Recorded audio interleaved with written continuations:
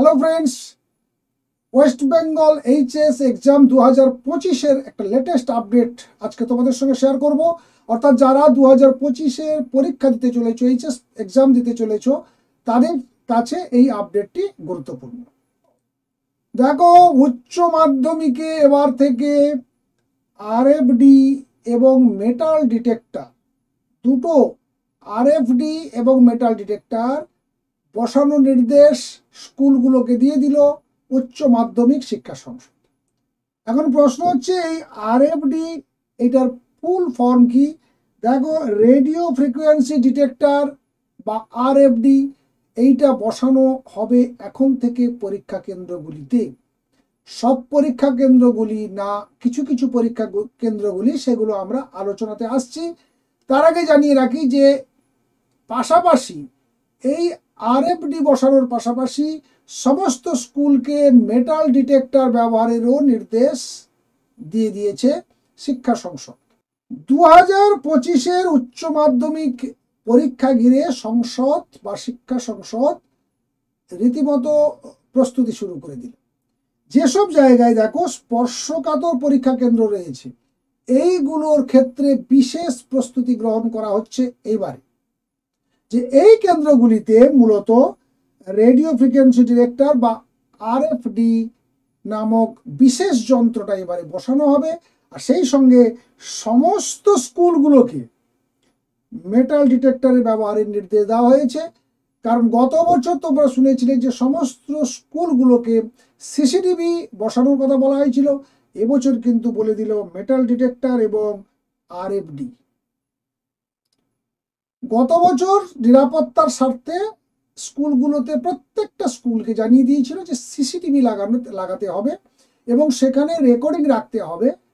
প্রয়োজনে বেশ কিছুদিন সেটাকে প্রিজার্ভ করতে হবে। চাইলে কোথাও কোনো বিতর্ক সৃষ্টি হলে West Bengal higher secondary council থেকে যদি সেটা চেয়ে পাঠায়, সেটাকে পৌঁছে দিতে হবে। তা সত্ত্বেও পরীক্ষা শুরুর বেশ কিছুক্ষণ পরেই দেখা গেছে বেশ কিছু জেলাতে গতবারে উচ্চ মাধ্যমিক প্রশ্নপত্রগুলো সোশ্যাল মিডিয়াতে ছড়িয়ে পড়েছে। আর 2025-এ যাতে এই ধরনের পরিস্থিতি ফের না হয় বা আবার না ফিরে আসে, তারই প্রস্তুতি নিতে তৎপর শিক্ষা সংসদ।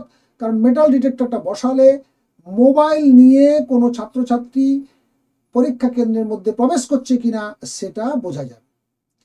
তো ছোট্ট একটি যন্ত্র সহজে বলে দেবে পরীক্ষা হলে পরীক্ষার্থী কোনো ইলেকট্রনিক গেজেট নিয়ে প্রবেশ করেছে কিনা।